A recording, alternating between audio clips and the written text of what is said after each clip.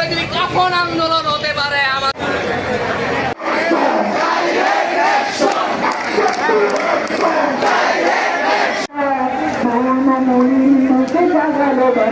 যারা ভিন্ন জাতির বুকে জাগালো আশা মন মনির মুখে দিতে পারে পুলিশ পুলিশের কাছে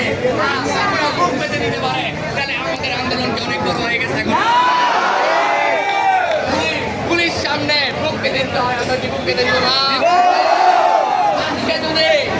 এই মঞ্চ থেকে গ্রেফতার হতে হয় আমরা কি গ্রেফতার হবো না